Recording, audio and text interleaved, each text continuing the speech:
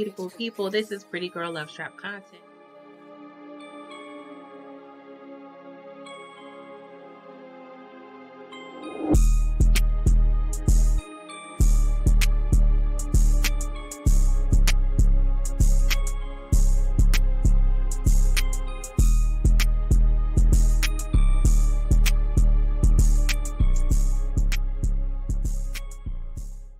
What's up, beautiful people? This is Pretty Girl Love Trap content.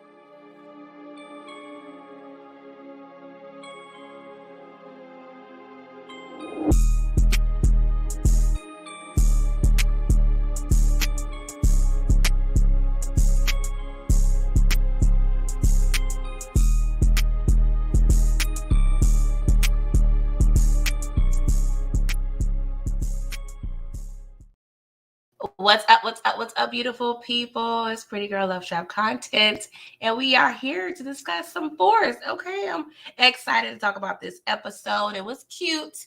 It was real cute or whatever. I hope you guys are having a blessed Sunday morning. All right, we're talking about Force Season 2, Episode 6. And we're going to get into it. But before we do, of course, upon entry, in church, you got to make sure you're doing your due diligence, okay? So I need to make sure you're liking this video. If you're not subscribed, please subscribe to your girl. And of course, let's get down in the chat and have some fun. And if you're watching a replay, let's get down in the comments and discuss. And if you feel so inclined on this Sunday morning, just feel free to share this live, okay? Maybe someone will enjoy it, all right?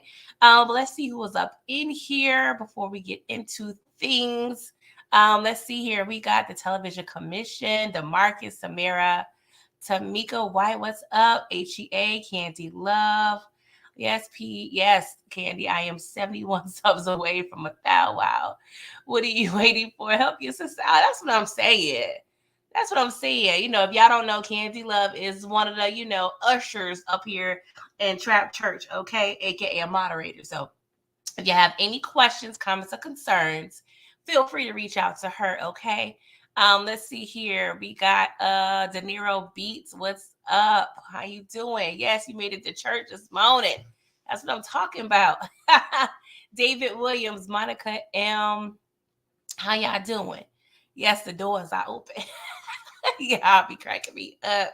Oh, I love y'all. All right, y'all. Let's get into it, okay? And I don't know what it is. My voice seems it was good like the past few days, and I woke up this morning. It is giving very much, very white little sister.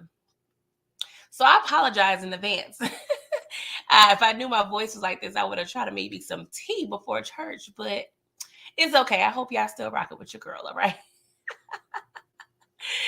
All right, y'all. So let's get into the beginning of the episode, right? Because your girl Claudia is over there just trying to really earn that Academy Award, okay? Because she got to pretend she said that Daddy Flynn is dead, okay? So she's over there IDing the body and, all the waterworks. It was real cute, That's him.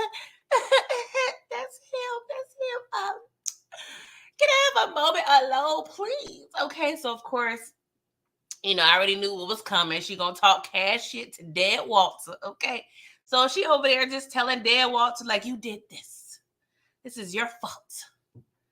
I just wanted you to accept me. I'm like, girl. And that's the thing, like, y'all correct me if I'm wrong, right?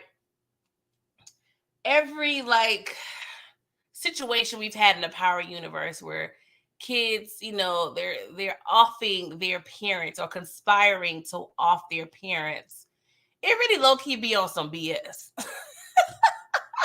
It be on some BS. Like Tariq, he didn't want to go to jail because, he tried to avenge Raina's death, but it was your fault, Tariq, that y'all was in this in the first place. So that was some BS.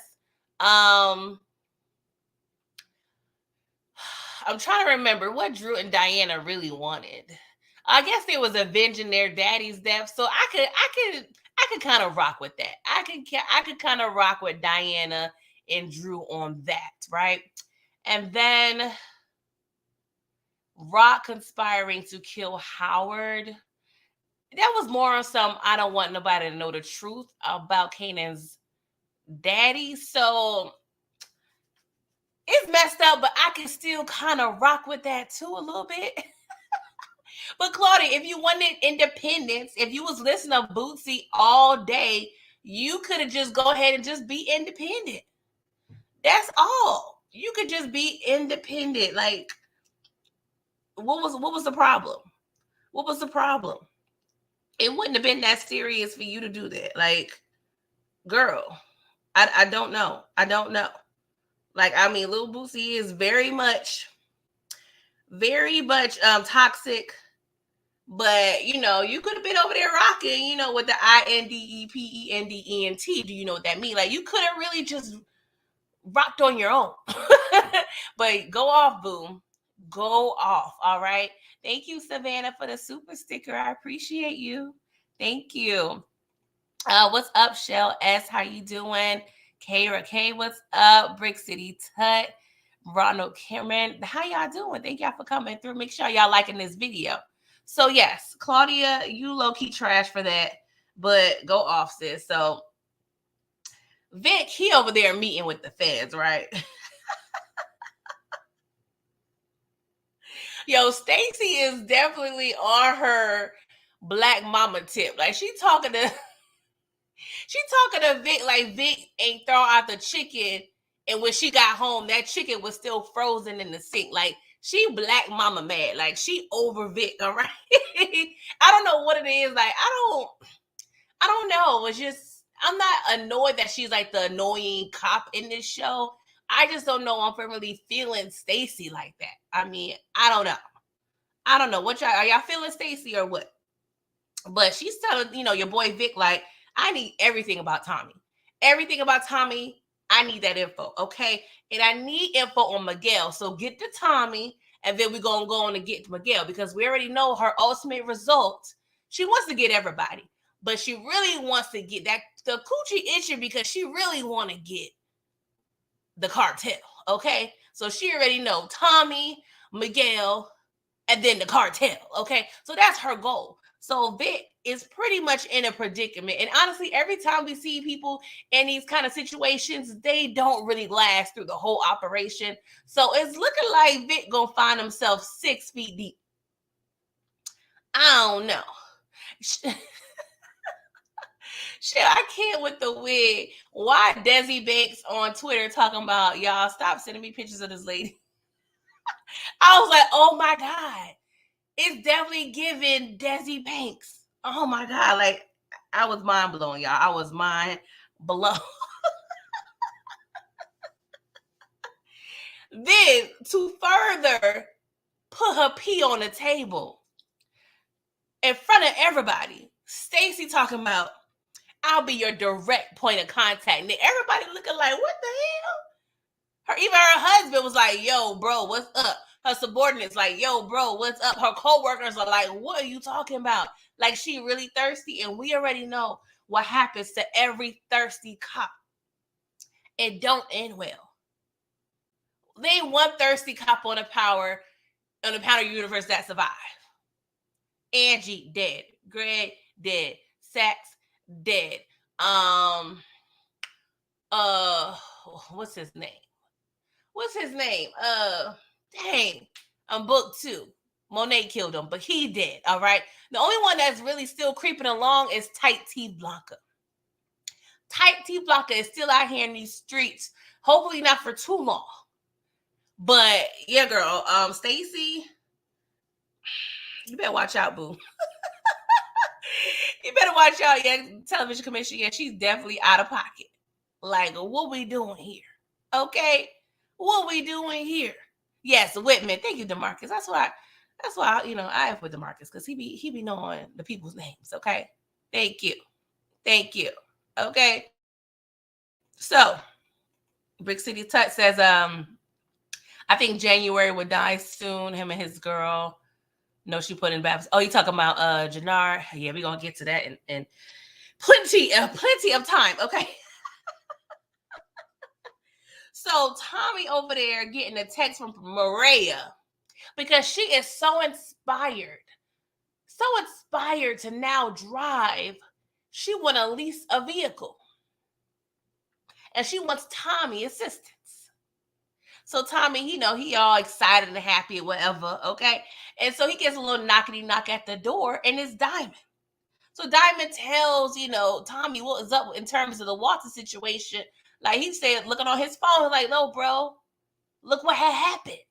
And of course, Tommy excited. He's like, oh, the king is dead. Therefore, that territory is ours. And Diamond was like, all right, pump your brakes, shorty. We ain't gonna be the only ones trying to, impede on that territory. But of course, Tommy, the ambitious Tommy, don't give a goddamn, okay? He was like, don't worry about all that. We know if Vic Flynn is alive and if that's his territory, he's gonna come crawling to us.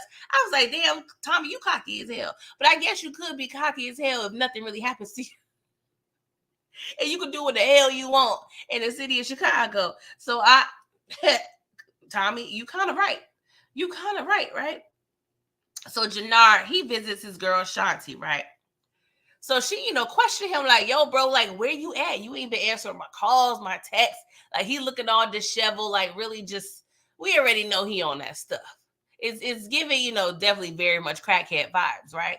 So she over there, let me smell your D. I'm like, oh, see, I ain't never been about, like, let me smell your D. Like, And then I guess she got a little too close to my man because, he was trying to kiss all up on her. And she was like, well, I got to train. So you go ahead and take you a nap, take a shower, like whatever. I'm going to be back in a minute. I was like, Janard, she low-key telling you that you stink.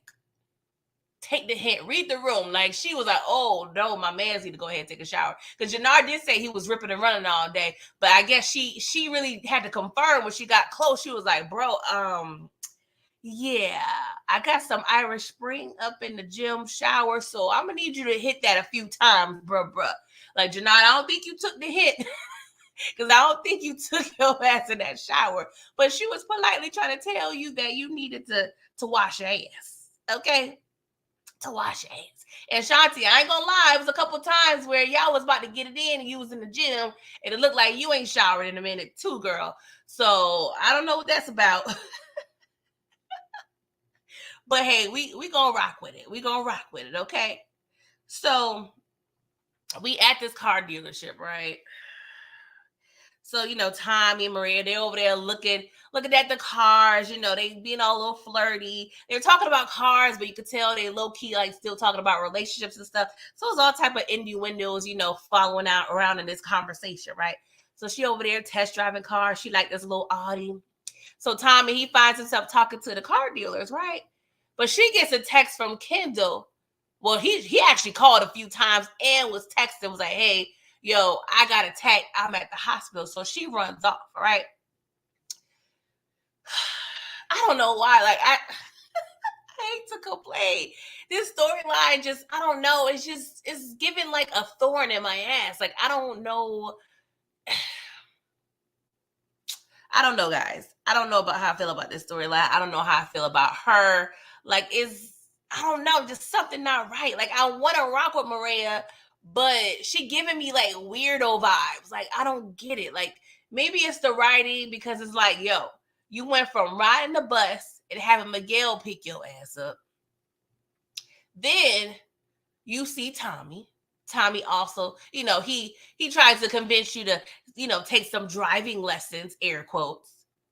And then now you want to lease a car. Like, you've been driving age at least 10 years. But you know Tommy for what, 2 weeks? And now you're inspired to have your own whip? Like, the math ain't mathing. And this is why I don't know how I feel about her. I don't know how I feel about her. But hey, we gonna rock with it because we got to. Okay, Detroit Kings, thank you for coming through. What's up? What's up? Show you feel the same way. That's what I'm saying. Like, what's going on here? What's going on? Brick City Tut. I'm kind of feeling something like that too. We gonna see her hands get real dirty. I really, she gonna go to the dark side. She definitely coming over to the dark side. All right. So Tommy gets a visit from Vic as he predicted, okay?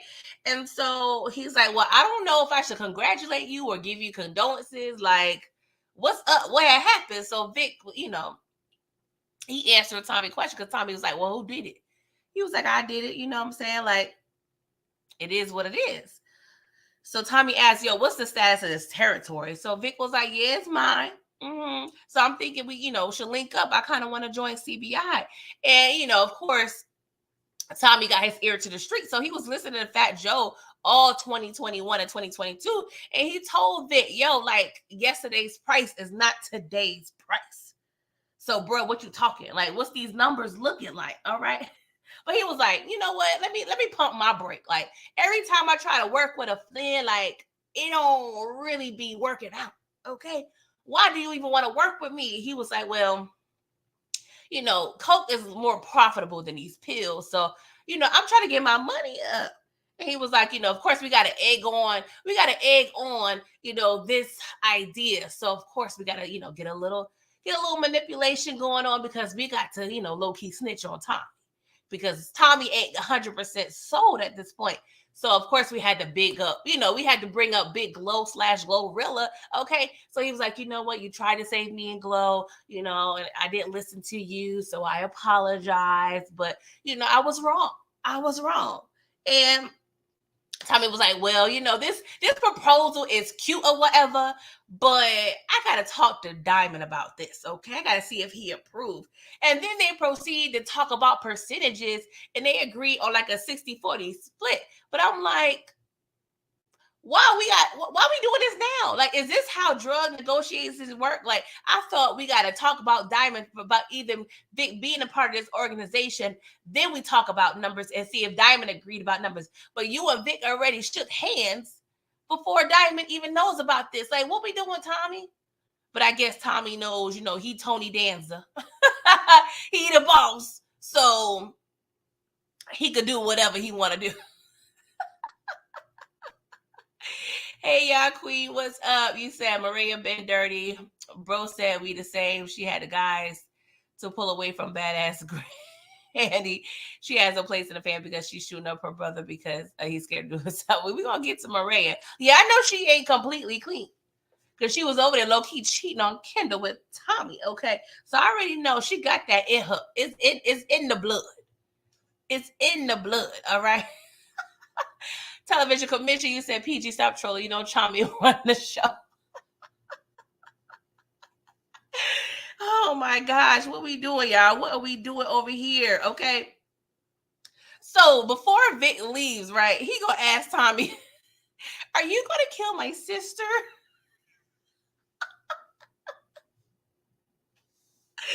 Oh my God, it was hilarious to me. He was like, killing her? Nah, it's too easy. I want to make her suffer.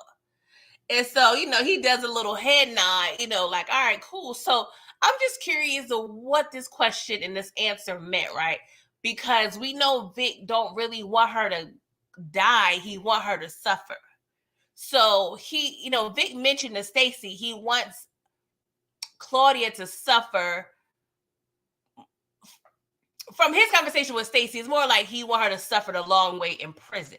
But we know Tommy is going to ultimately result in death, but he probably go, how we do. You know how him and Ghost used to do. They used to tie people up in chairs and torture them that way.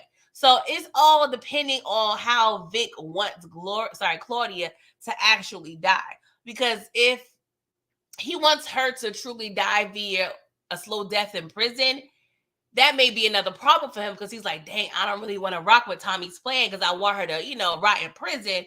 But the fact that Tommy did mention suffering, and we know that equals death as well, is that another incentive for him to work with Tommy or not to work with Tommy? So it's all, I'm trying to figure out, what Vic really wants. Is he gonna rock with the snitching on her? Because honestly, keeping it real, Stacy she don't give a damn about Claudia.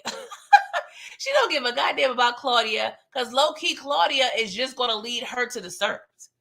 Stacy don't look like she give a goddamn about these Serbs. You know what I'm saying? So she really wants to go and get the cartel. Like she told old girl in the beginning of the season, like, I could get at you access to the cartel. And she said, hey, if you get access to the cartel, I'll have your back. So really the road to Claudia is a dead end. Okay, pun intended. So he gonna end up having just Tommy just gonna have to kill Claudia. Point blank, period. Point blank, period. Okay. But yeah, it's a hot mess. What's up, Torian? Thank you for coming through. So, y'all, why this shit was so funny to me? This was hilarious. So, the Flynn chilling, okay? Vic and Claudia, they're meeting with the lawyer, right? So of course they got to figure out what daddy laid down on the papers. Okay, we got to see what the will talking about. Man, Walter left everything to Vic. Y'all, when I cackle at my television, like, this was hilarious to me. And you could see, like, Claudia's little face. Drug dealer Barbie was pissed off. Drug dealer Barbie was like, what the hell is going on? Okay? Like, he's still playing me to the left while he did. Like, what the hell?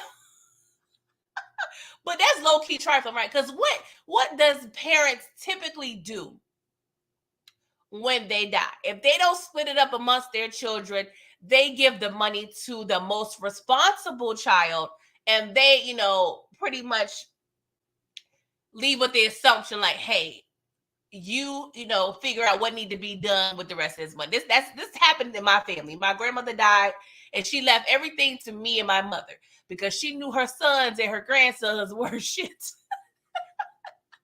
So, of course, I'm saying, me and my moms had to pretty much decide how everything was being broken down. She entrusted us to make sure that funeral was on point, okay? She had to make sure her dry jerry curl was looking luscious, okay? We had to make sure her fit was on par. We had to make sure the casket looked good. Like, see, them sons and them grandsons wasn't going to do that. You know what I'm saying? And also, for this particular family, Claudia does all the paperwork. She crosses the T's and dots the I's. So the fact that Walter still left everything to Vic is hilarious to me. Now, he's rational, and probably thinking like, okay, Vic is going to be the heir to the throne, so I'm going to go ahead and still put everything in his name. But that's still low-key trifling, Walter. But joke's on you, because Vic actually ended up being the one putting a bullet in your head. But y'all, that was hilarious to me. That was hilarious to me, okay? Then Claudia had the audacity to say, yo, Vic, yeah, bruh, I need that money more than you do. And then Vic, Paisley white behind, got the nerve to say, well, this is reparations for you trying to kill me. I don't know what it is, y'all. When I hear reparations out of a white mouth, I feel away. I feel away. I'm like, I don't need you to be saying that word like the little hairs, whatever hairs I got in the back of my neck and my back, like, it just stood up. I'm like, I don't want to hear reparations out of your mouth, Vic, okay? You're the epitome of white privilege. I need you to calm down with the wording, okay, sir? But I understood what you was trying to say, but I needed you to possibly, get that thesaurus out and use another word other than reparations. Like, I didn't want to hear that. I didn't want to hear that at all, okay? And then, he proceeds to tell, Claudia, like, I'm moving coke with CBI. And she ain't happy because she's trying to play dumb, like, I didn't try to kill you. Like, I'm like, yeah, that's what I'm saying. Like, Claudia, you think you know everything. You think you're the smartest one in the room. But I was a little disappointed, y'all, because I really wanted Vic to hold that information to his chest for a minute. Like, I didn't want him to reveal to Claudia that he knew what she was up to, i.e. trying to kill him. And I really didn't want her to know about the deal with CBI. Like, I'm like, Vic, man, I feel like it would have been more juicier for him to kind of play along for at least a few more episodes. And then she gets like the big reveal or something happened to her. You know what I'm saying? Like, I feel like I was cheated. You know what I'm saying? Because I'm like, dang, we could have held that to the chest. We could have had her thinking one thing. You could be real fake in her face. Like, I don't know. I just feel like y'all busted my bubble when it comes to that. Like, that would have been real, like, Young and Restless, Bold and the Beautiful, juicy. Like, why y'all missed the opportunity? Come on, like, that pissed me off. Like, she don't need to know all this information. But she upset about the CBI deal. And then she was like, well, she was giving very much Karen at this point. Claudia turned to Karen real quick. She was like, well, Tommy is going to get me right. He was like, well, yeah, and I'm pulling that security too, so you need to figure it out. I'm like, yes, Vic, pull that security, please, and thank you. All the white woman tears just came out, and I was loving it. I was McDonald's. I'm loving it. I'm like, what you gonna do now, Claudia? What you gonna do now? Yes, y'all queen. I wanted her to suffer. Dang. That's what I'm talking about. What's up, Moochie? Thank you for coming through.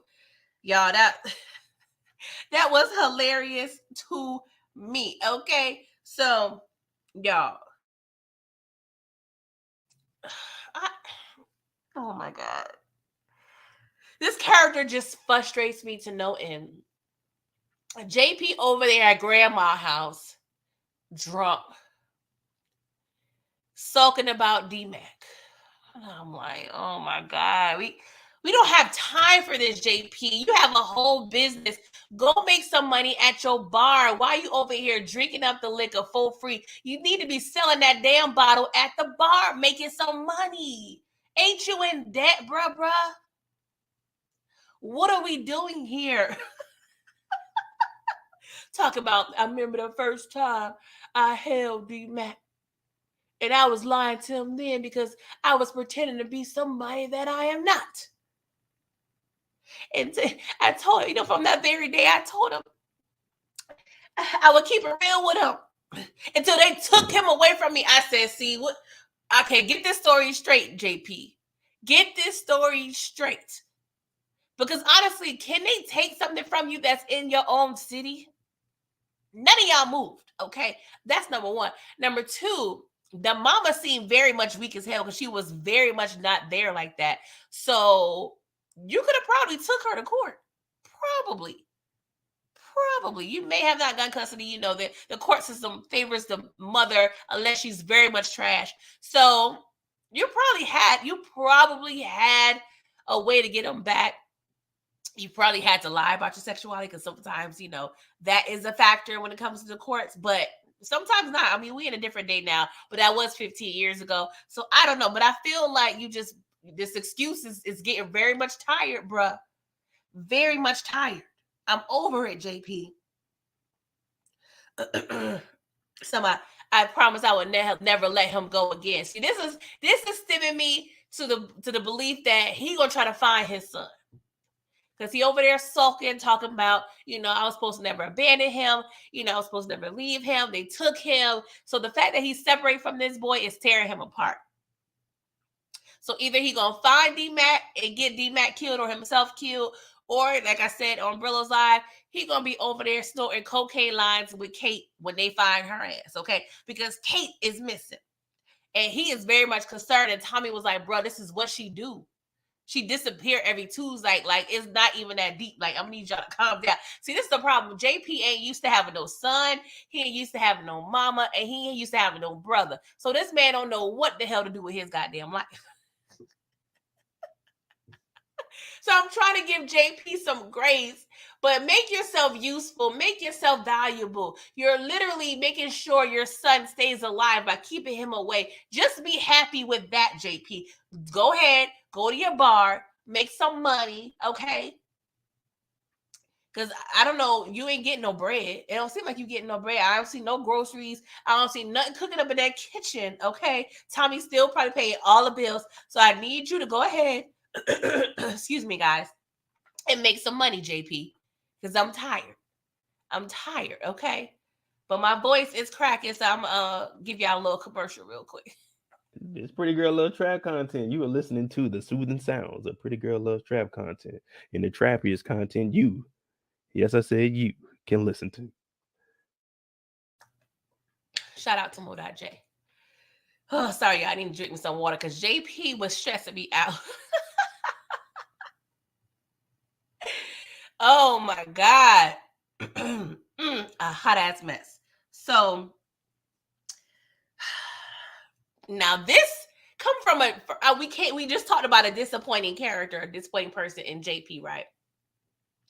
This next scene was so lackluster and so disappointing. I feel like this was another thing. I don't know. I can't say. I don't know if it's with the writing or the directing or the acting, but I felt that this particular moment of the show was going to be so good and so entertaining that I was really looking forward to this moment, right? So I'm talking about Janard, old funky ass, sitting there high and full, and Big Bro Diamond discovering that his brother is on Huron. I really thought that when Diamond was going to find out about this, it was going to be like just something like, I don't know, just some good TV, but it really wasn't. Stink ass Janard over there with a stained white t-shirt. He just nodded off to oblivion because he high. He started to see spaceships on Bankhead. And Diamond comes in. Oh my God. Wake up. Wake up, bro. Wake up. I'm like, this was so lackluster. Like, and don't get me wrong, y'all. And this is crazy, right? Because I've actually had a situation where I noticed a loved one on that stuff, not heroin, but on that stuff, and it was disappointing. Like, I was really at a loss for words because it was happening for a long time. But this is my first time seeing this person in a very long time, so it was very much disappointing. But it wasn't on TV. Okay, it wasn't on TV. I feel like this was the opportunity for a good ass acting scene. You know what I'm saying? What's up, booby? But it wasn't. It wasn't. So how am I supposed to convince Tommy, you know what I'm saying, you got to get back in CBI? First of all, it's hella wild to even hear that because CBI was actually you and your brother. So this goes to show, and it illustrates how much things have changed with this dynamic. Y'all really got to ask Tommy about the goings on in CBI. It's quite hilarious to me. Clean yourself up, Janard. One Diamond. He is on the H. Like, I just feel like, I don't know why. Maybe, yes, Janard needs to be held accountable because I feel like if you're trying to get clean, you yourself have to want to get clean. But I felt like this was the opportunity for you to take Janard nasty ass in the shower, wash his ass, then take him to some type of clinic or something. But you just told him to clean himself up and leave. Like, that ain't gonna work, bruh. He down bad. I needed you to intervene a little more. Have you not watched Intervention on A&E? Like, come on. You already know. You from the hood. You from the hood. You needed to really just not leave this man's side. Like, I don't know. Like, it was frustrating me. And then Janard, you're trifling behind.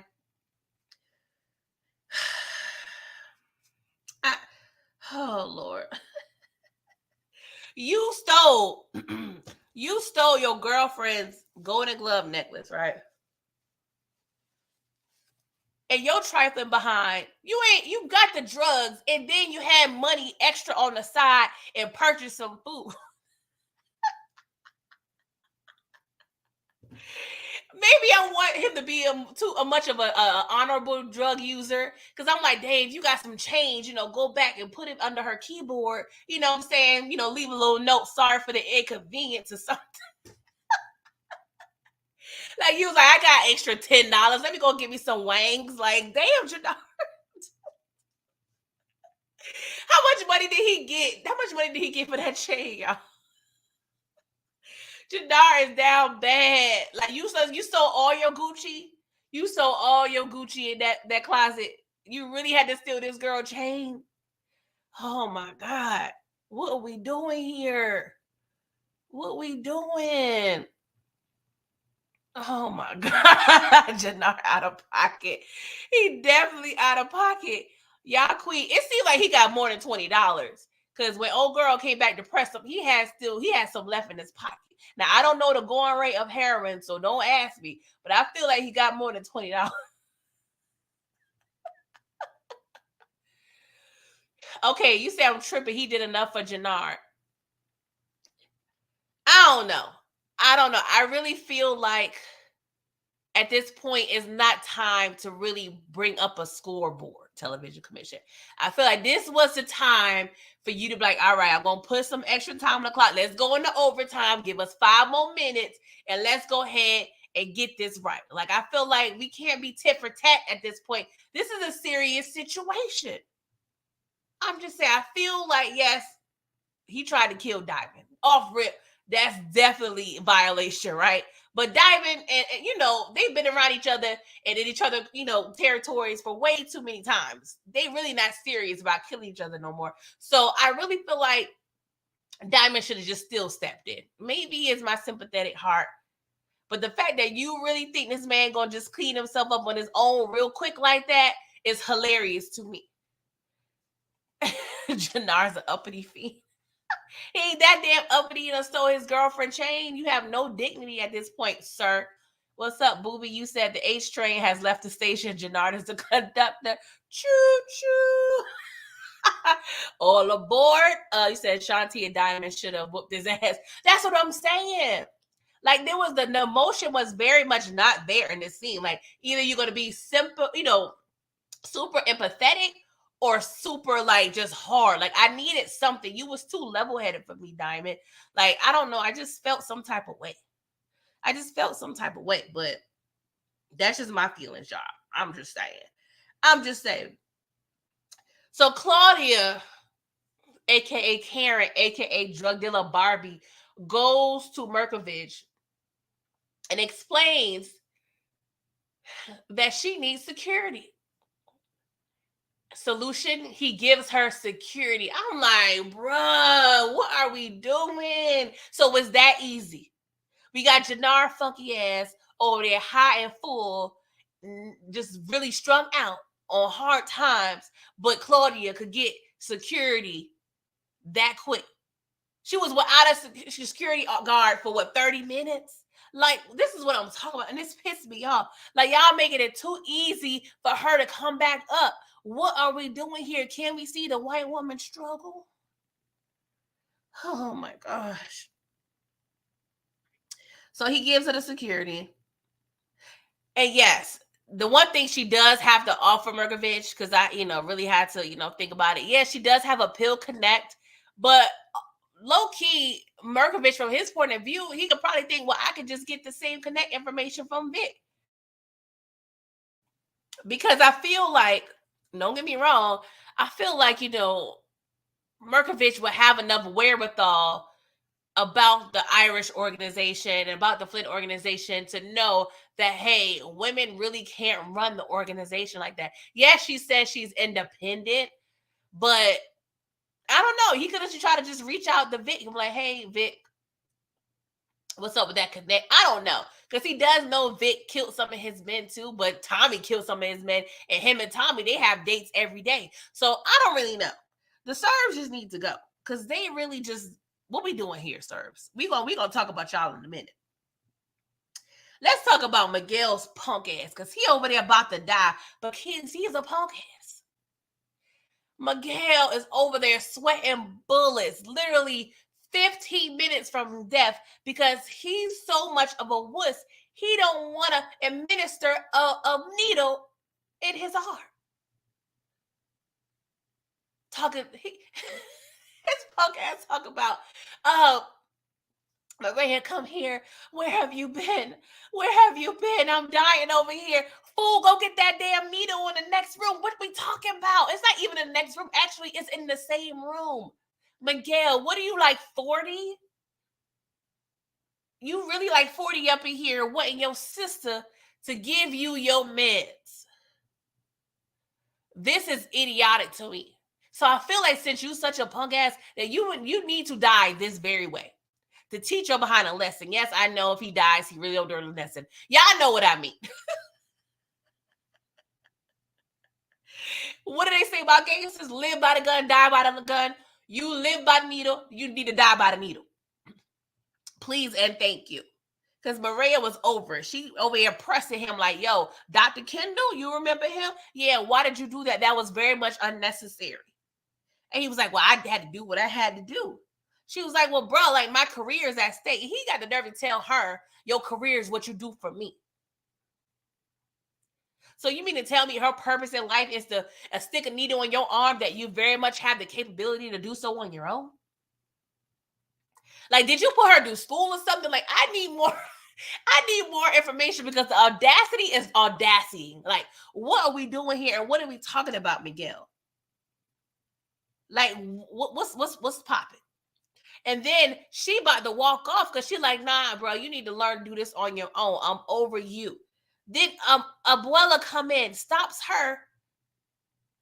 You need to help him. See, Abuela, you the problem too. You the enabler as well. You sit here over here letting his punk ass depend on his sister for something he could do on his own. You might as well do the same thing you did to Kendall last episode. You might as well do that with your hands, because you very much being useless at this point. What are your hands for, sir?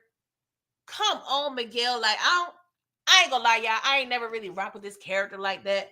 Like, I already knew it's really very much like just inflated for no reason.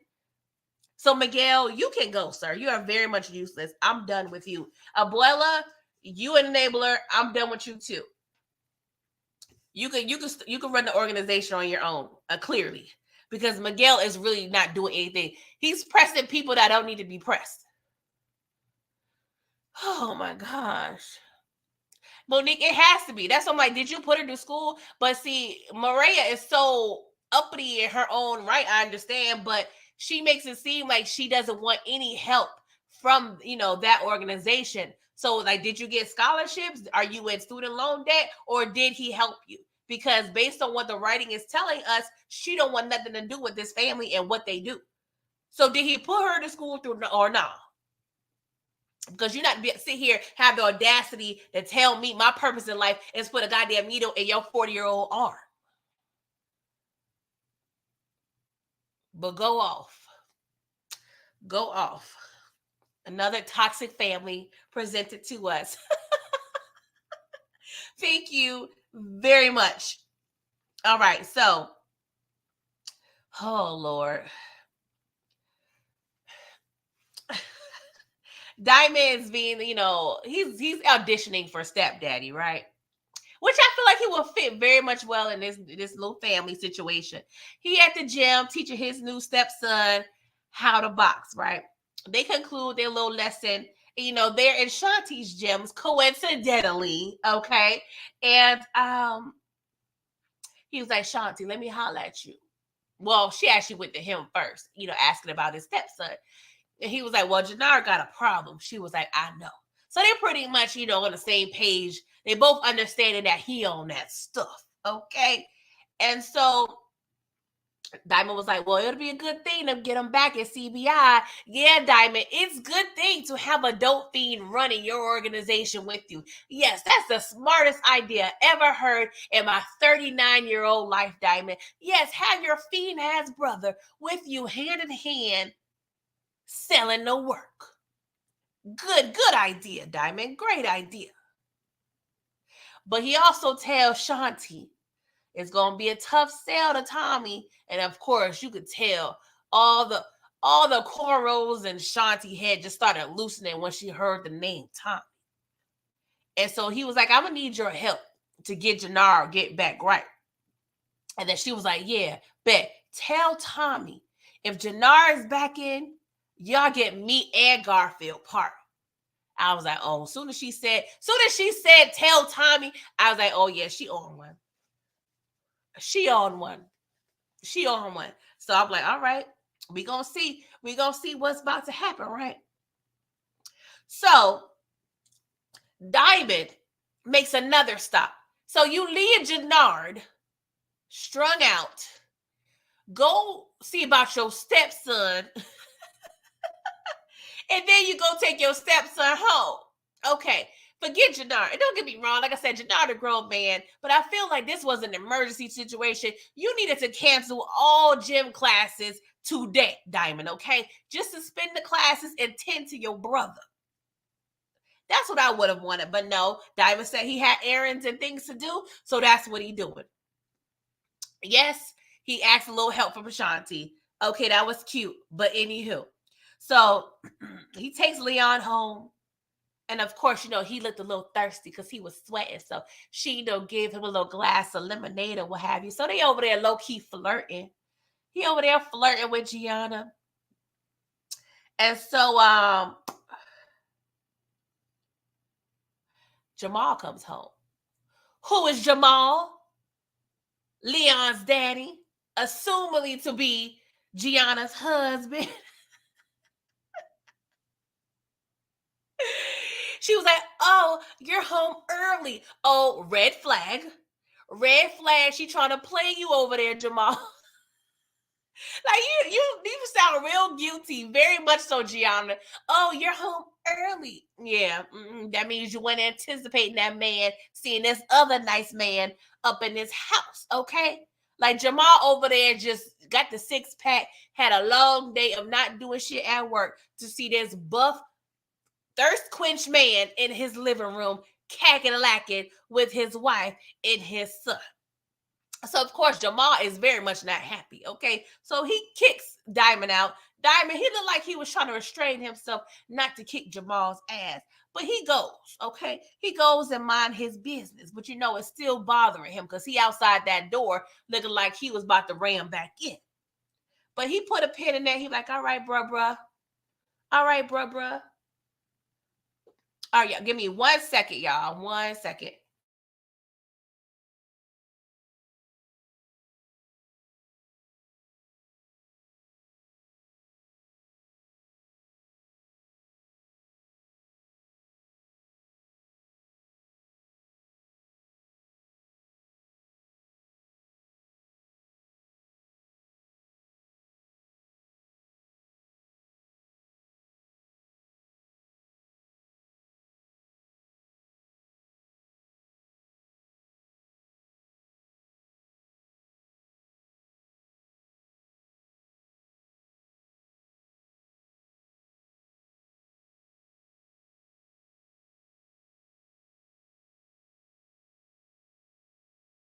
Sorry about that, you guys.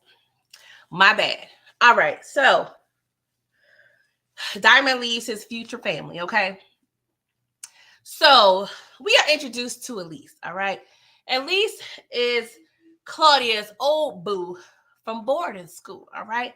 Now we know Elise and Claudia got a little history, okay? We know Elise is caked up, but she cares about good old Claudia, as she calls her, all right? So, she checks on her because we know she found out about Daddy Walter. And so she was like, well, how things are really going, Claudia? And she was like, things were really good for a minute. And I'm like, Claudia, things could be good now. Like, you really just killed your daddy for no reason. You're really worse off now that he's dead. Like, what are we doing here? And I think, honestly, in that conversation, she was referencing when things was good for a minute. I think she was talking about her situation with Dahlia. But that was your fault, Claudia. You messed that up. You didn't want to listen to Tommy, who's a whole drug dealer vet out here in these streets. But, oh, yeah, you drug dealer Barbie thought you knew everything it is to know about the game. But you killed your daddy for no damn reason. Anywho, Elise decides, you know what? You need a stress reliever. So I'm going to take you out on a date. So we're going to go to this exclusive joint and have a little fun. And I'm like, oh, okay, girl, go off. Now, y'all, why? Why is Tommy and Diamond still packing up work in the barbershop basement? Why are we doing this? Like, I ain't gonna lie, I'm low-key wanting that PO to come through now. I want him to come through because what are we doing? What installment of any Power Universe did we ever see anybody selling drugs and having drugs in their own establishment? Don't worry, I'll wait. And mind you, an establishment that's frequented by a parole officer that saw a drug dealer like person come out of that same spot with a duffel bag. And I ain't talking about just a little sprinkle here and there. Y'all got mad bricks and cash in that basement.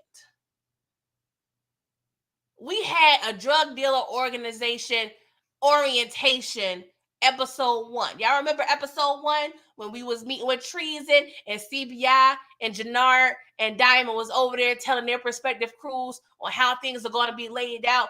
We were in warehouses. Why we can't have the drugs in the warehouses? Why it got to be at your front, at your quote unquote legal job, Diamond? What are we doing? There ain't no other place to hide these drugs. Okay, go off. So, of course, we have to make sure we are multitasking. So, yes, we're packing up the drugs, but Tommy used this opportunity to sell Vic to Diamond, right? He was like, hey, Vic is willing to help us. We ain't got to, have no hostile takeover. So we don't got to worry about no bullets. It's more territory equals more money, more money, more money. So it's a good thing. And of course, Diamond was like, I don't know about working with no Flynn. Like, I ain't feeling that. And he was like, well, he really ain't no Flynn like that. So I think it'll be a good idea. So he was like, all right, cool. Because he low-key want Janard back in. So he was like, well, I'm gonna give Tommy a little something, because I'm gonna need a favor. All right. So of course he tries to sell Tommy on Janard. And Tommy like, hell no, he trying to kill us. What we doing? He was like, well, this deal also comes with Shanti, the showstopper, in Garfield Park. And he was like, all right, where's Janard's head at? Like, what he thinking right now? Because, Tommy don't trust Janard, not one bit. He was like, he good. I done paid his debt off to Miguel, but I wasn't able to pay off Berkovich. Berkovich, he won't take my money. Tommy, of course, he's the diplomat. So he was like, I'm going to go ahead and talk to Merkovich myself. I said, oh, okay. Y'all, I swear to God, these drug organizations is hilarious to me, okay? Tommy proceeds to tell Diamond, if Janard F up one more time, he dead. How does Diamond reply? I'm good with that. What? I want to believe it, y'all. I want to believe it, but we already know that is a lie. The lie detector determined that was a lie. Because we already know Diamond will very much well have a problem with Tommy pulling the bullet in his brother. And as soon as Tommy left, before he left, he was like, okay, Tommy will give you that good, that good Trevor, okay, because, he already know something gonna go down eventually, okay? And of course, Diamond, he looks worried. He looks scared because he should be. What's up, Mo.J? Thank you for coming through. I appreciate you. Oh, Lord, this whole conversation aggravated me. And he also asked, he asked Diamond, you sure there's nothing else I need to know about Janard? Tommy is giving this man chances. Like I'm saying, they're starting to lie to each other. It's giving very much Tommy and Ghost. Everything was all good just a week ago. We was over there honest, telling each other everything. Now we over here lying. We lying about D-Mac, kinda. You know what I'm saying? And then we also lying about Janard. So it's interesting to how this little relationship is going to work. I really feel like they're going to be breaking up soon, but we going to have to see, right? So Claudia, a.k.a. White Sierra, is over here at this freaky Illuminati stripper party with Elise, okay? I ain't want to do Sierra like that. Because, she was rocking that ponytail, but it's more like Ariana Grande. Like, I don't know, she got a little spice in her too. She a little Latina. I'm going to call Claudia Ariana Latte, okay? She over there looking like an Ariana Latte with that ponytail. Like, Claudia was looking cute now. She was definitely looking real cute. She was over there looking at the black girl. I was like, yeah, I knew you was kind of liking that, Claudia. I knew you wasn't all about the mayonnaise love. I know you over there wanting to dip your lady parts with the melanin. I already peeped that, girl. We here, okay? So she, we traveling through the party, and she sees, this chick. She's giving like Kim Kardashian before the surgery, right? And then, she's over there with her boo. She was like, I want you to watch. So Claudia over there watching. And then she peeps Kim K feeding her boo at least a little X pill or what have you. And then she peeping everybody else getting X pills. Ding, ding, ding, light bulb. Got an idea. Found another opportunity because what? I'm a poor, just helpless white woman just over here just trying to sell drugs. I'm like, y'all really over here letting drug dealer Barbie thrive that easy? Can we not see Claudia suffer 2 to 3 more episodes? Automatically, in the same episode, 4 scenes later, she gets an opportunity to sell some drugs. Like, what are we doing here? I did not like this not one bit. I wanted Claudia to be struggling. I wanted her to be homeless and struggling. If not for a long time, for a good time. Why couldn't I get that? Oh, because I didn't write it down on my Christmas list? Oh, okay. Well, next time, I'm going to write it down on my Christmas list. If Claudia is still alive in October 2024, I'm going to make sure I put her struggling on my Christmas list. Because what we doing here? I was so upset. I'm like, she really just getting opportunity like that. And I ain't gonna lie, Kim K was kind of pressing just a little bit because Claudia had the audacity to ask her, where you get the drugs from? Old girl was like, you a cop? Like, yeah, you asking the right questions. But Claudia thought that the fact that she was able to insert Kim K's finger in her, her cootie parts, that was going to, let her know, like, I ain't no cop. Cops go far, Claudia. I don't know what you're talking about. But she was able to get some information. The old girl said, we got to score the drugs on our own and then bring it here. I said, what kind of operation is going on here?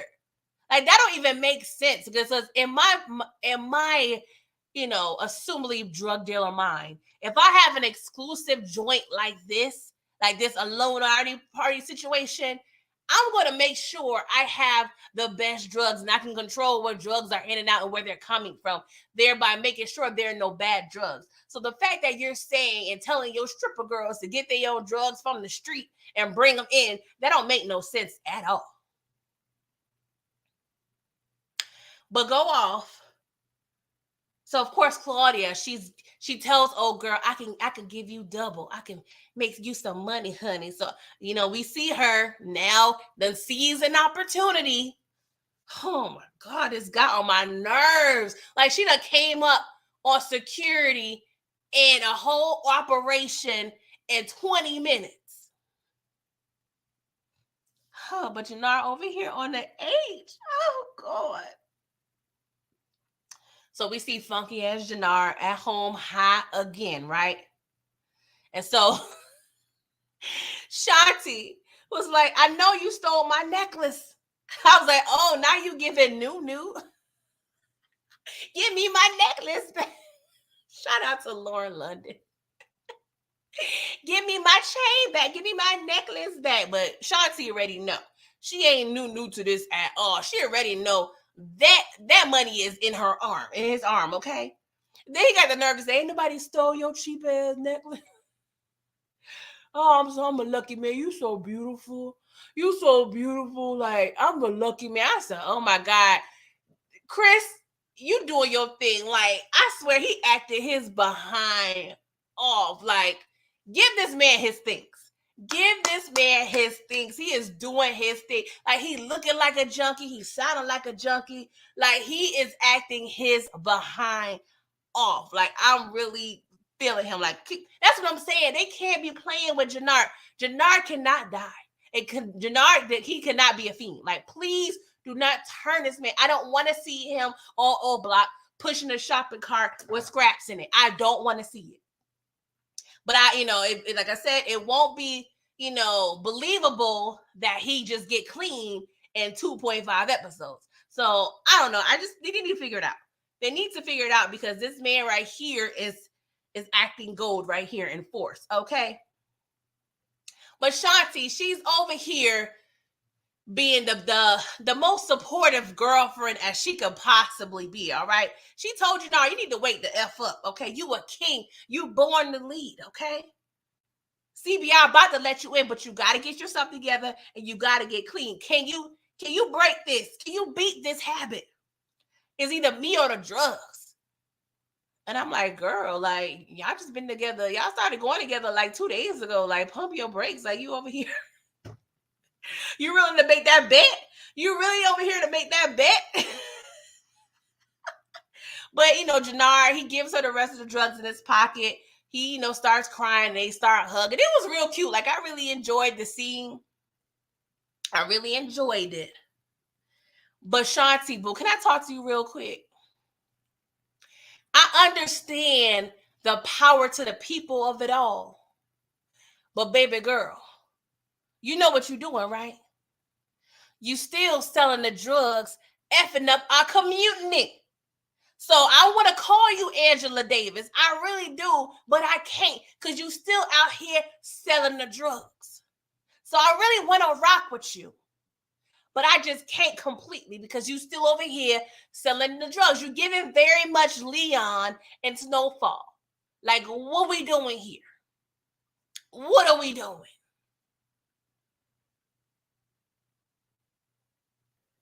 I'm telling y'all, thank God I'm married. Because if any guy, any prospective suitor was trying to look for me to do the same for her, I ain't doing it. You ain't about to be over here stealing my chain and be on the H and me riding for you. I don't know if I could do that. So shout out to you, Shanti. But we already know she got her sights on bigger things. And she needs, in her eyes, she needs Janard for this plan. Okay? Oh, Jesus. Brillo, she can do no wrong. I guess she doing wrong every day selling the drugs.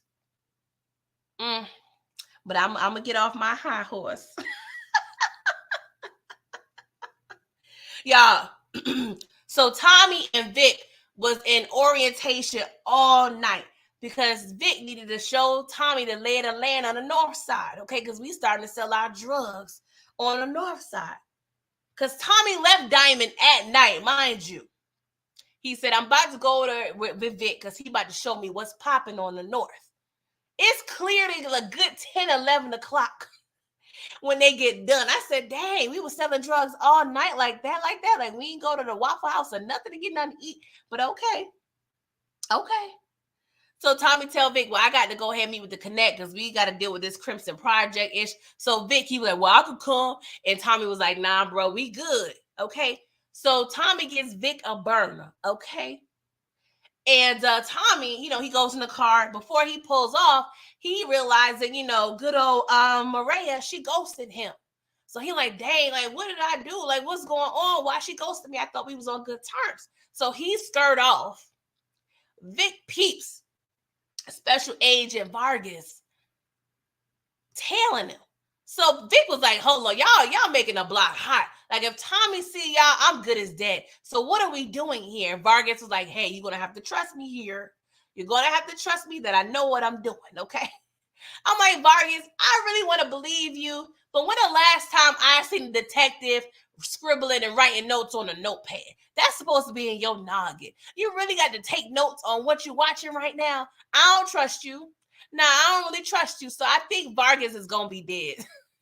He's as good as dead because you think you slick Vargas, but you over here writing notes on a notepad and surveilling Tommy and Vic. But I'm supposed to trust you with my life. You can't remember 3 lines of details because it's only like 3 or 4 lines, not even full sentences. So you need a whole notepad to tell me what you're watching. But you expect me to have my life in your hands. Okay, go off, Vargas. You definitely is the weakest link. Oh, Lord. Y'all, tell me why Diamond is over there staking out Leon's house. Like, did he have an upcoming boxing appointment with Leon? Like, he clearly was over there across the street reading his boxing newspaper Like it was just a regular 2:00 on a Tuesday. Like, you really over there stalking these people, Diamond? Like, what are we doing here? He seemed like he had no reason to be on that block or that street at all. But Diamond peeps Jamal pretty much being a bully and an asshole to his son Leon. And he's telling Leon, like, yo, I ain't raised no faggot, okay? Your mama telling me people over there stealing your Jordans and stealing these raggedy ass comic books. Like, I ain't raised no punk. I'm gonna need you to stand up for yourself. And I'm like, I understand that, Jamal. But sir, as the parent, I need you to give this boy and equip him with some tools in order to be able to defend himself. And that's what I hate about parents. Y'all have expectation on these kids, but y'all don't give them no tools to deal with the problems that they have. Like, help this boy come up with some options. You over here roughing him up, but that ain't doing nothing.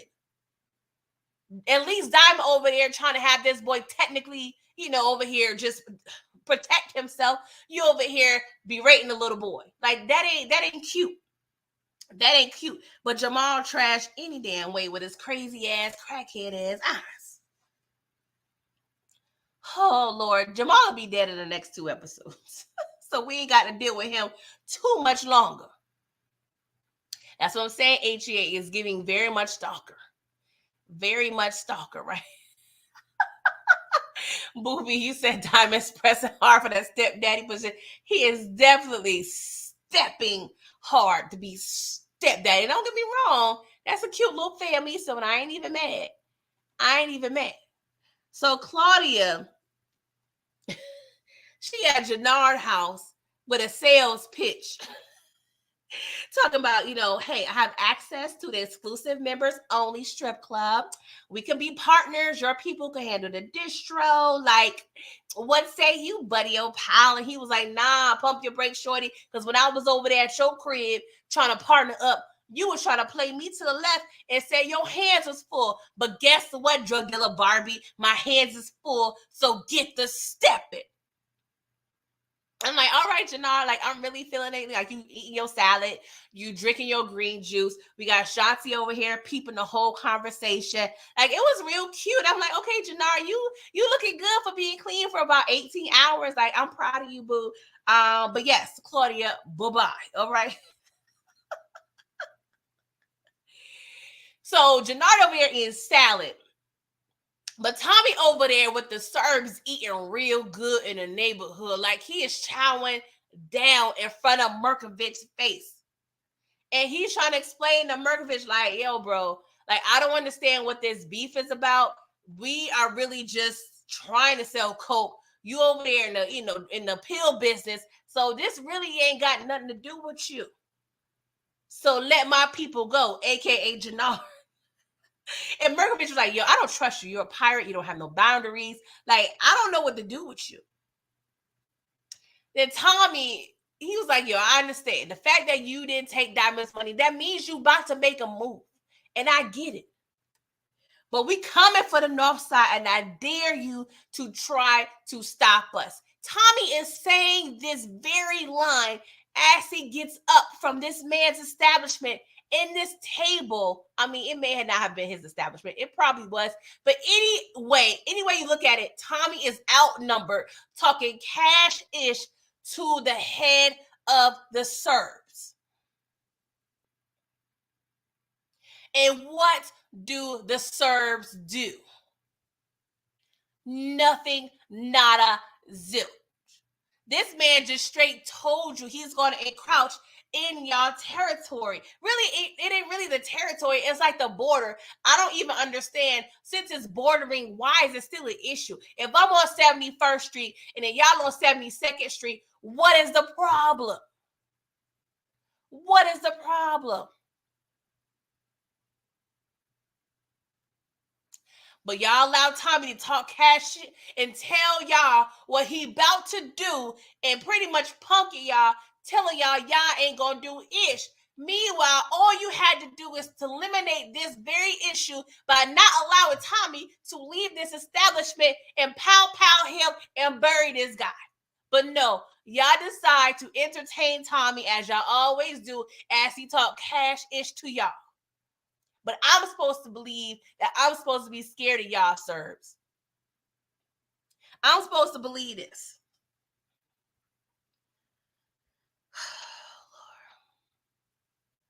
I'm more scared of the student loan people than I am of y'all the Serbs. I don't know what I'm supposed to do, how I'm supposed to deal with this.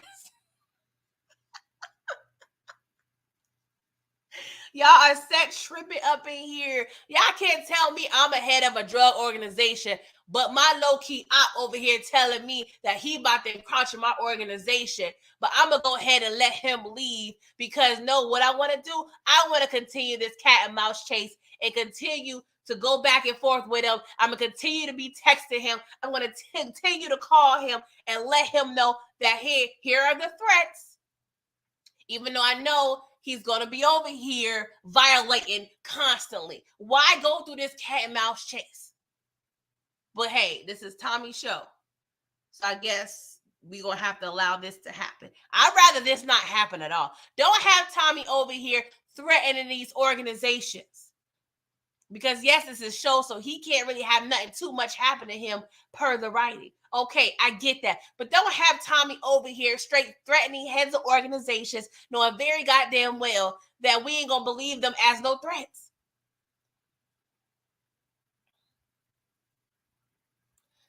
Oh my gosh. Go off, Serbs. Go off. So, Diamond, like I said, he done put in his application already, okay? And so he goes to Jamal's job.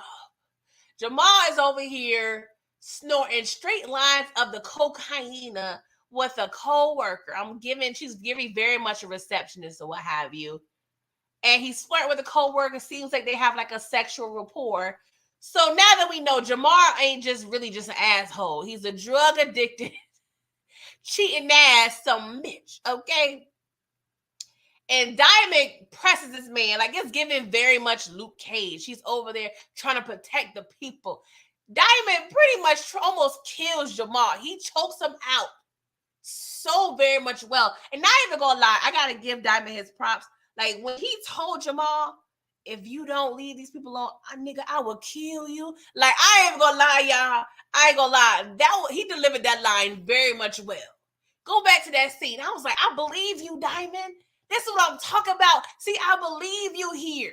Can we please facilitate this same method? Whatever you unlocked mentally when you said that line, I need that to happen in every scene, in every line. But it is low-key a lot for you to be telling this man you just met yesterday to leave his family alone. It's given a lot. But I appreciate the effort. Like he said, I would kill you. I was like, I believe this boy. Like, this is what I'm talking about. Now, this is acting. And shout out. Oh my gosh. Why am I coming up with a blank? Detroit Kings. Thank you very much for the super chat. You said all Tommy do is win and punk Diamond. Shout out to Robert Townsend. He directed this episode. He gets all the praise and glory from me. Okay. So shout out to Robert Townsend, the legend. Okay. But yes. It's a mess.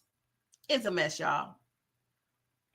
So Claudia over there with her boo, at least, talking about the Irish played me. And I'm like, Claudia, what was you doing the past, 10 years while you was doing the paperwork in this organization? I know you was over there listening to your daddy's meetings. Your dad was over there telling you what is going on and how things work. The fact that you really didn't just realize that, no, it wasn't Walter that was making up the rules. It was the Irish organization. It was Dublin. You was never, ever, ever, ever, ever going to be ahead of this organization. even Elise, who probably don't know nothing about this gangsterism life, done told you Walter wasn't the real problem. They was never going to let a woman in. Never. A part of me, like looking at her face, the actor's face at this moment, I was hoping that maybe she thought like, dang, that is true. I low-key probably killed my daddy for no reason. But bro, I'm like, why did you not comprehend that, Claudia? You supposed to be smart. You supposed to be smart. Like, why did you not realize that? Drug dealer Barbie, I swear, you need to do better. You need to do better.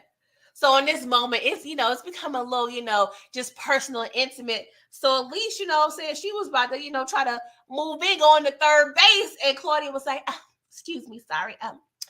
I just want to take it slow. I feel safe with you. And, I've never felt this safe with anybody else, but I just don't think, she's pretty much telling her like, when you ain't about to get none right now. Okay. And at least, girl, I need you to run. Okay. Because Claudia's track record is not good. Okay. She 2 for 2 right now. She done killed 2 people she done slept with. R.I.P. Mai, R.I.P. Doyle. So at least it ain't looking too good for you, boo. It ain't looking too good. Like, I don't know. What y'all think? Why do y'all think Claudia curved Elise? Do you think, the peen was starting to feel good and she didn't want to carpet much? Or do you think, she's truly respecting the situation with Elise and don't want to mess it up? I don't know. Anywho. So we have this meeting, right? We got Janard, we got Diamond, and we got Tommy in the barbershop, right? And so, of course, we touch on the events that had happened to conclude to where we are right now with CBI, as Tommy as the head general, Diamond as the number 2, and Janard is the future prospect that we are trying to, interview to see if he's worthy to get back into this very organization that he has been running for 15 years. So Diamond, he apologizes to Tommy. He was like, me and my bro, we were set tripping, my bad. But I'm good now. I understand how things need to work. So, Tommy, he accepts his apology seemingly. And then Janard and Diamond, they share a hug, right? And, Janard, he still got that, he still got them fiend mannerisms, all right? And it looked like Tommy peeped. It looked like Tommy peeped game. So I'm interested on how this is going to work when Tommy really I feel like he already know. It's just a matter of how he's going to approach the situation. Maybe Tommy just want one more inkling, one more confirmation before he approaches Janard and or Diamond about this drug usage, okay? So we gonna see. Booby, you said Janard and CBI with the work. It's like Pookie working in the crack room with a Carter. I hope not. It is, but I just don't need the Janard around no drugs. I don't know what Janard gonna be able to do, but he don't need to be around no drugs, which is nearly impossible. But we gonna have to see. So Tommy pops up all unprofessional, like at Maria's place of business, okay? He popping up at the hospital like somebody done got shot. And I'm like, what we doing here? See, Tommy, this is the problem. You ain't used to girls, having professional jobs. You don't know the proper way to approach them. Like, come on, like, what we doing here? What are we doing? So Maria, she walks Tommy in the room and she was like, what's going on, Tommy? He was like, why are you ghosting me? Like, what did I do? She was like, yo, Miguel just did some unnecessary ish with Kendall. And I'm a little nervous, okay? I'm nervous. I don't want Miguel to do anything to you. Because do you know what my brother would do if he found out about us? But Tommy, he knows nothing is ever going to happen to him. So he's like, I'm not scared. She was trying to break up with Tommy, but Tommy was like, nah, boo, we good. So she over there stressed out. She over there stressed out, not knowing what to do.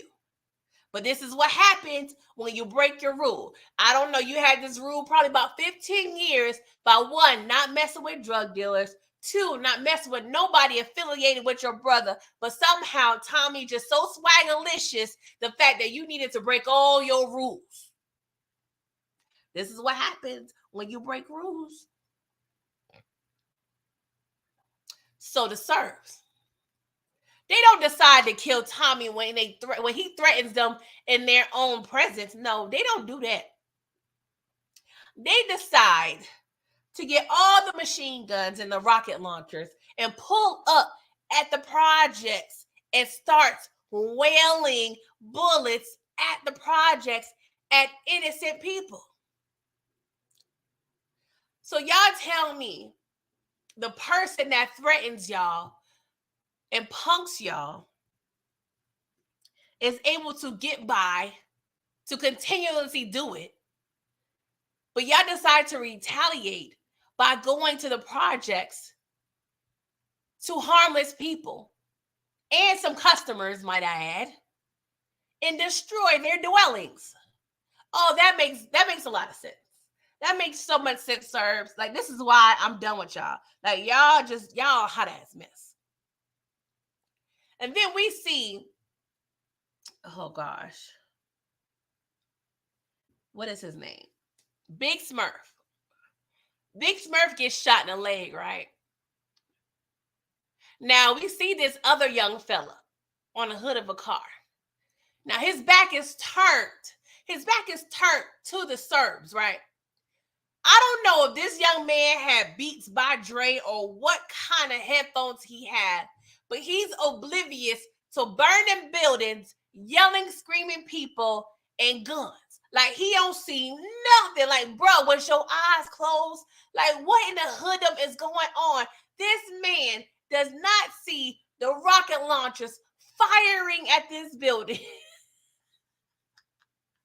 This man is over here rocking the Chief Keef and not realizing there's a whole shootout in the midst.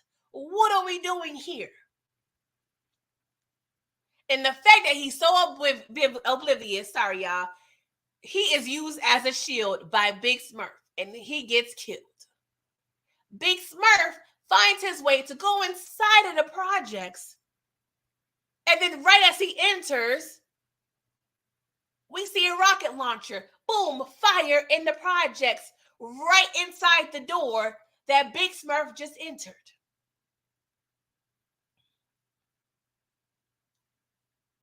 Big Smurf survives this. How, Sway? How did Big Smurf have the ability to escape that with a bum leg? Please, chat. Please chime in and provide some explanations, please. Please. And thank you, okay? Kenny Love, I'm not mad at Big Smurf either. It's just hilarious to me that old boy, I don't know what King Von, Chief Keef, I don't know what he was listening to. It definitely couldn't have been Kanye. I don't know if he was listening to R. Kelly or what, but sir, we have a whole situation in the midst surrounding you, but you, sir, did not peep any of this. You live in the hood. Like, you ain't even got to be no drug dealer to peep something off. But go off, sir. Rest in peace to you, okay? Now, y'all, let me know if I'm tripping, right? So, Maria, she's talking to her co-worker about Kendall, right? And so the co-worker was like, did you hear about Kendall? Like, oh my God, it's so horrible. And so the co-worker asked Maria, like, hey, you know, what's going on with y'all? So Maria was like, we ain't really rocking with each other like that no more. And she was like, oh, because it's the guy that you're texting? Off rip, the co-worker, she gonna be a problem. She gonna be a problem. She know too much. She gonna put two and two together. So Maria, I need you to stop telling your co-worker all this business, because when Maria went to see Kendall, he seemingly stated he didn't recognize his attacker, right? He knows the attacker was Mexican, nicely dressed, but a small part of me feel like he knows what's going on, because there's no coincidence. I just broke up and kind of put my hand on my girl's arm, and then like 3 hours later I get attacked by some Mexican drug lords. Because I'm pretty sure Kendall don't look like the type to be fraternizing with any other nationality or race. So Maria, stop telling your coworker your business, boo. Because I can see her trying to be a witness for Kendall, because she probably low key been wanting Kendall. You don't know that. You don't know that. I don't know. We gonna have to see. So as she telling her coworker her business, we see all these people coming out, little gurneys. Like, she's like, what's going on? So apparently, the people from the Crimson projects are rolling in, literally. Okay. And of course she finds out it's a little drug war that had happened, a little gang crime, and of course she sees Big Smurf, recognize Big Smurf. Hey, Big Smurf, was Tommy with you? Granted, it makes sense that she thinks Tommy may have been involved, because Tommy left their conversation that they had earlier at her job, because he was in a rush because he got seemingly an important phone call. But I'm still, like I was asking Brillo, I need to understand, how does Maria recognize and know Big Smurf? Please and thank you. I have not seen that one scene with these two in the same room. And I don't want to hear, oh, she know he rocking with Tommy. Tommy don't keep her around that side of the business. And Big Smurf don't be with no meetings with Diamond, Tommy, and Miguel. Did y'all delete a scene? Like, come on, please make it make sense. Make it make sense, but I guess I have no choice but to go with it, right? Okay, cool. Okay, cool. I'm going to just have to deal with it. DeMarcus, okay. That makes sense for Mariah to know Big Smurf was in the game, maybe. That's still even a reach, because you don't know. He could have been an innocent bystander. But how would she know Big Smurf is directly linked to Tommy Egan? Houseway, please justify that. I'm just saying. You got to know your man's is rocket with a dude to ask this person that just came into the hospital, was he with you? I'm just saying. Y'all, Queen, you said, and I found it's weird. She didn't tell Tommy he was in the hospital. He was in the... I'm trying to figure out what am I missing? I'm just saying. Monique, you said I'm pretending they made off screen. And that's what I'm saying. If it was deleted scene, I get it, but y'all can't be deleting scenes like that. If y'all going to delete that scene to show that Maria knew Big Smurf, I need y'all to delete this scene where Maria asking Big Smurf where the hell Tommy at. I just need that, okay? Unless y'all going to hire me for the editing team, I'm available.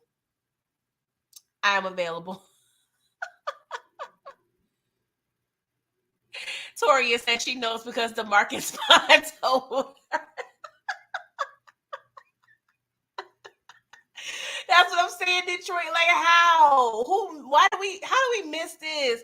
How many approval levels do we have to go through before an episode is aired? Who dropped the ball? Yes, Booby, I was thinking the same thing. This scene gave me juice vibes. Hey, yo, Steel is cute, okay? Oh, God, I've been on here an hour and a half. I'm sorry, y'all. Church service lasts a little too long, but we ain't got too much more to go. We ain't got too much to go. So, yeah, Maria, check that coworker. You gotta be careful, boo. Okay, and this is what happened. You can't be... I mean, you can have your discernment when it comes to your coworkers, but sometimes you gotta peep game. Like, I can't rock with you, because don't get me wrong, I got some lifelong friends that were former coworkers, right? they turn out to be some real ones. But you're really only going to find one, maybe two that you're going to rock with after you leave that job. And then you got to peep how the coworker operate, you know what I'm saying, when it's a situation outside of you. Because if you see your coworker, you know, telling on people, snitching on people, doing some foul-ish, you can't trust them. I'm just saying, y'all be mindful of your coworkers, okay? Public service announcement.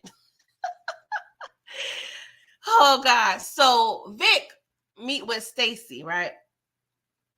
And Stacy, she's giving prime black mama, you ain't thought of chicken out energy, okay? She's like, okay, what have we found out? It's been a day. It's been a day. So Vic, he thought he was slick. He was trying to give all Claudia's moves what she been doing. And I'm like, oh, Vic, you been telling Claudia? Like, let me know. Let me know. He probably got his people on Claudia, because how you know Claudia was over there trying to pitch to Janard? I peeped that, Vic, but I ain't mad at you, okay? And so she was like, you know, Stacy was like, well, did you even gain Tommy's phone number? He was like, nah.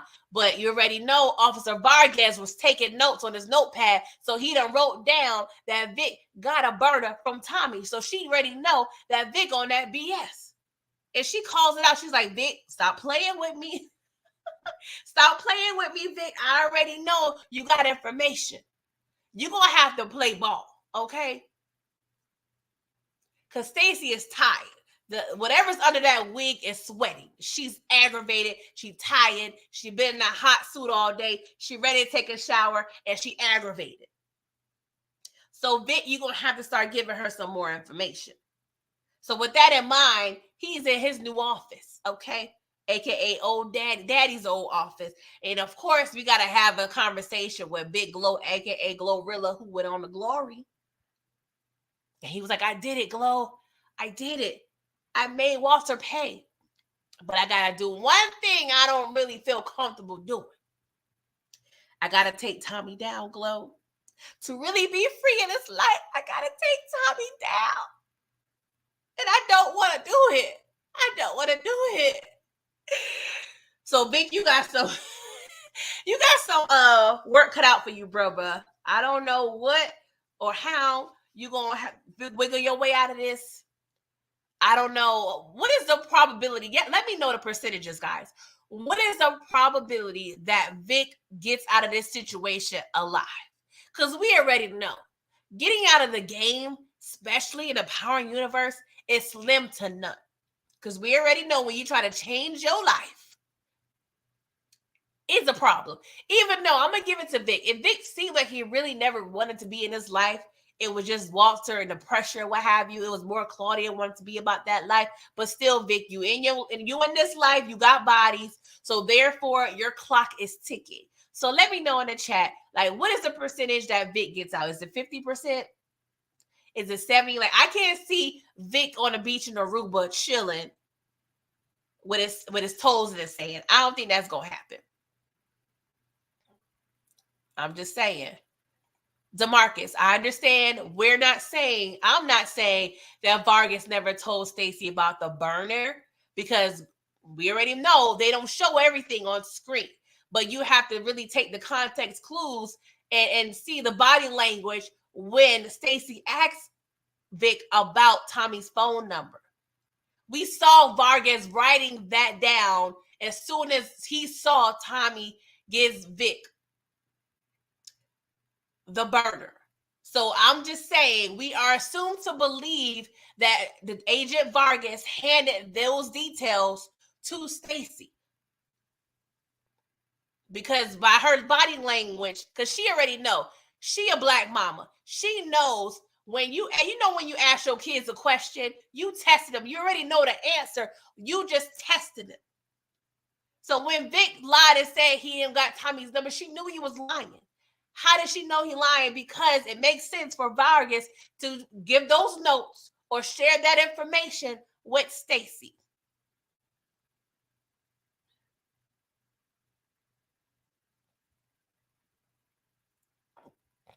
I don't know.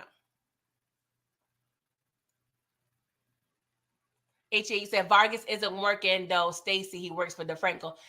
is a task force, though, HEA. So I'm under the assumption that they're all working together. Since Stacy is Vic's direct point of contact, I feel like whatever information you gather from this organization, well, from this situation, you will funnel that up to Stacy, right? Because every time we see Stacy, Vargas is there. We didn't see DeFranco last season. Towards the last episode 9 or 10 of season 1, Vargas had a black partner. They was telling information about the Flynns and Tommy and everything to Stacy. I've never seen DeFranco and Vargas really communicate like that. It looks like Vargas is a Fed working for Stacy. Every scene that I recalled, they're together.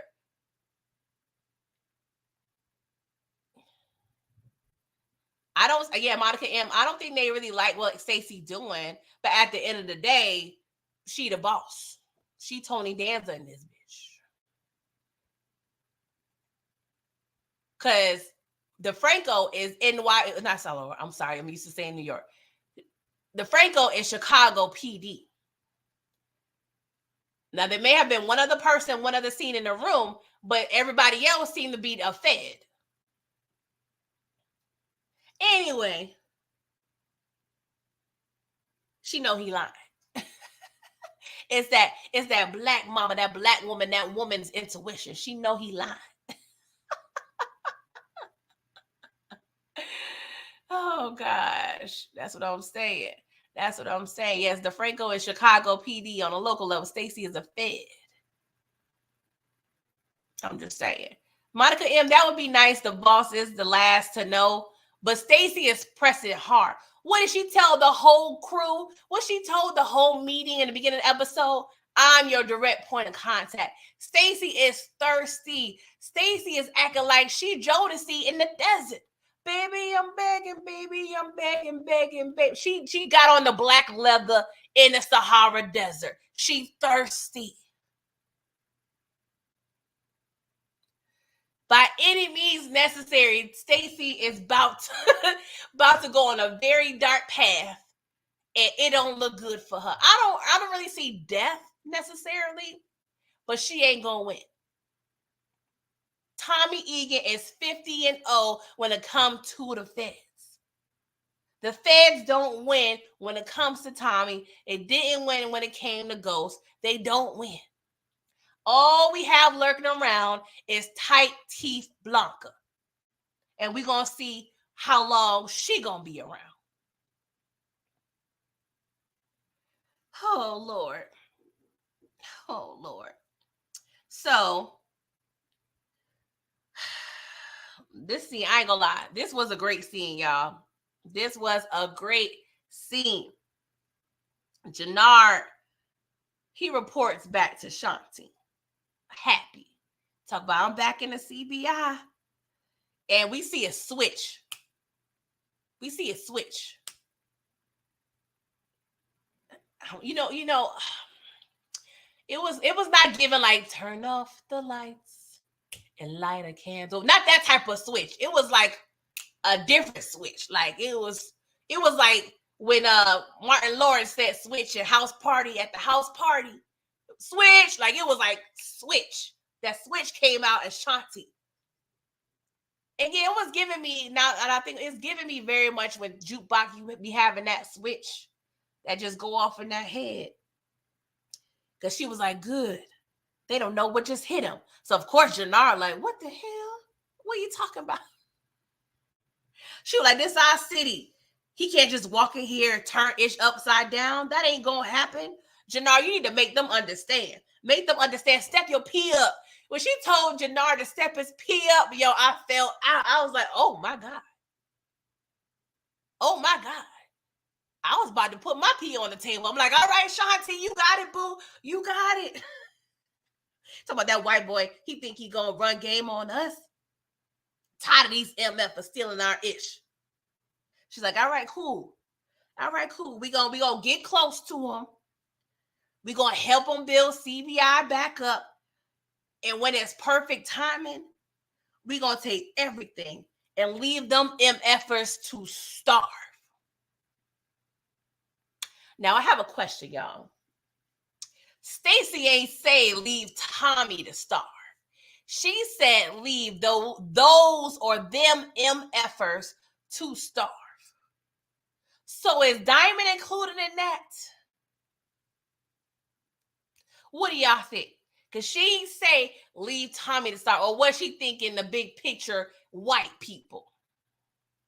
I need a little bit more specifics going on here, Shanti. Because Shanti, I get it. I get it. Jim Crow. 400 plus years of captivity, redlining, police brutality, gentrification. I get it. You mad? You mad? I get it. But mama, just keep one thing in mind. You still selling the drugs, effing up the community. But I'm gonna get off my high horse, okay? We talking about selling the drugs, and we don't want the white man over here selling our drugs to our people, because we need to be selling our drugs to our people. Go off, Shanti. But Janard looking very much scared and not knowing what the hell to do. And I'm like, Shanti, you scaring the hell out of my man, and you putting too much pressure on Janard. So I hope this pressure don't turn him back to the needle, because I'm a little nervous. But y'all, I don't know. I like this plan. I like the fact that Tommy has somebody that's after him and he don't know it. But what did I just say a few minutes ago? Tommy is 50 and 0, feds included. So I don't know. I don't know if Shanti's ambition is going to cause her to die, or going to cause Janard to die, or somebody else to die. But we already know this plan is going to go what? Awry. Okay. Oh, that was a bar. Okay, that was a bar. Y'all can hire me for a feature. But I think the question everybody has is, what is Shanti's true motives? Does she have Janard in her best interest? Or is her interest good, her motives are good, but is it going to take a dark path to where her or Janard are going to end up snaking each other? I don't know. I just feel like, come on, can we go through the 12-step program, then take over the organization, and then world dominance? Like, I kind of need us to take this a little slower, Shanti. I understand the aggression, baby girl, but Janard is a full junkie right now, and some green juice and some Caesar salad is not going to fix the issue. I don't know what world we living in where we could tell somebody to clean themselves up from a heroin addiction. It takes a little more than some juice and some lettuce to do so.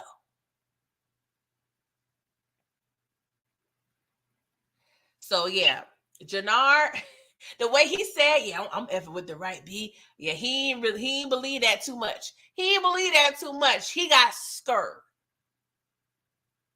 But shout out to Mystical. Don't get scared. Don't get scared, Janard, because you her bitch now. You her bitch now. So you going to need to tread lightly. But I can see Janard conspiring to get her off, because she going to end up trying to get everybody killed. And we don't need that. But I like the storyline. So I like the suspense that is drawing. So we going to have to stay tuned, okay? And so, y'all, to end this episode off, we get a visit from Holly, y'all. This is right after Maria goes to Tommy's place all frantic because she thought he was gone. Maria, I don't know if it's because of the excitement of Tommy. Now, don't get me wrong. It's something about a New York swagger. I get it, girl. I get it. That swagger is just it's just unmatched. I get it. You see a cool, swagged out white boy from New York. I get it. But to be hysterical like you are, thinking that Tommy was dead after a couple day dates, is it far-fetched or not, y'all? Y'all let me know. Y'all let me know. But Tommy reassured her, like, nah, boo, I'm here. I'm straight. I'm alive. So she go from thinking she lost Tommy to finding Tommy's D and started writing it. Okay. It looked like she was having a good time, so much so he put her to sleep. He put her to sleep and decided to start doing some work. He looking at the map, he calculating or whatever. World dominance, that's what Tommy does.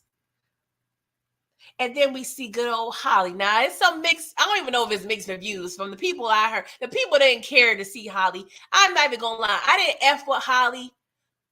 What was that? 2017, 18? I don't know. Y'all can match up the years with the season of Power. So I wasn't rocking with Holly then.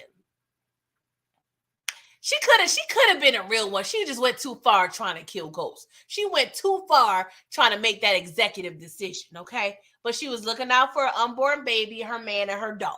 I get it, but you was doing too much. So I ain't even gonna lie. I kind of smiled a little bit when I saw Holly. Yes, it was cheesy, but I didn't mind it. I like a little cheese every now and again, okay? I got to be careful with the dairy. I can't have too much cheese, but it was cute. It was cute. What she needed? Probably not. But I think the purpose of Holly showing up is to give Tommy one last warning about this relationship. We already saw Maria trying to break up with trying to break up with Tommy. We saw that in the hospital. So maybe that was serving as, strike number one. Strike number one, she tried to let Tommy go. He didn't listen. Holly, she may serve as strike number two. Leave this girl alone. She ain't like me, Tommy. Think this through. Everything you touch, you destroy. You're going to hurt her too. Tommy claims he different now. And she tells Tommy, you can't have both. You can't have it. He said, I have to. I think I love her. Nigga, you love me. Nigga, you. I don't know why Gucci back. Gucci. Hey, I'm sorry, y'all. Back to Tommy. Tommy, do you remember your brother, James St. Patrick, a.k.a. Ghost? Do you remember he was trying to love a quote-unquote good girl? And, we was telling him, you can't have both worlds. He tried to get out one world and be straight legit, but it didn't work out. Okay? Tommy, you can't have both. You can't have both. Holly right. So leave that quote-unquote good girl alone. Ghost tried, it didn't work.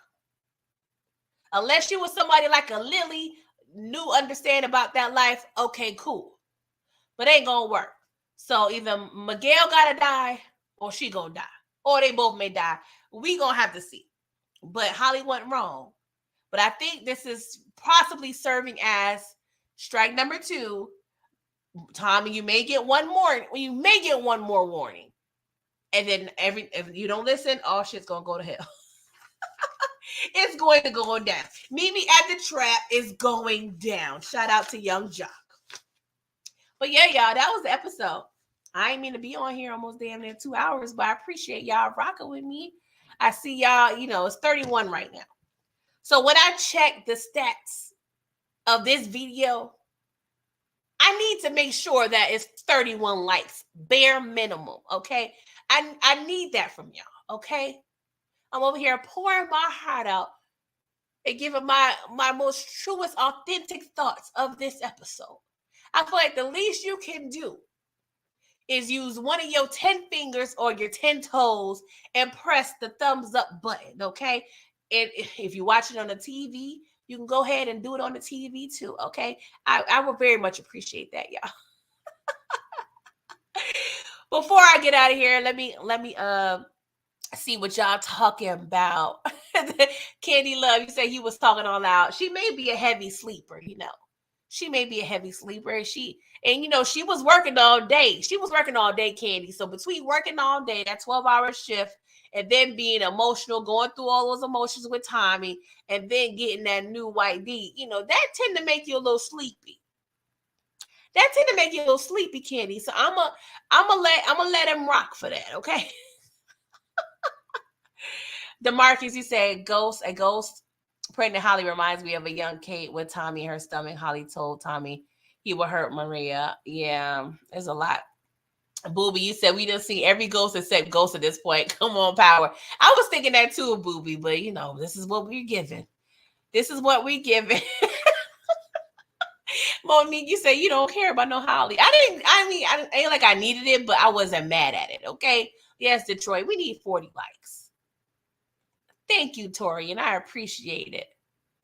Thank you, Shell. I appreciate that. It's not on that sleepy list. Who on the sleepy list, Shell? I want to know. I'm nosy. I want to know who on the sleepy list. Detroit, you say, and we not gonna see Ghost because he want his money, and that's rightfully so. Give that man his flowers and his check. Keeping it real, Omari low-key built stars off his back. If it wasn't for his phenomenal ass acting, would we really have all these installments? They're by the power universe. We don't know. We don't know. I'm just saying, give this whatever Omari asked for, give it to him. Stop playing with my man. Stop playing with him. DeMarcus said Shanti is on the list, just like Stacy Mars on the list. Yeah. Detroit. Yeah, we would know. You have a list coming soon. The sleepy list, not the sleepy list. Monica M, you said, sorry, there's no need for ghost character anymore. Monica M, you need to tell these other people, child.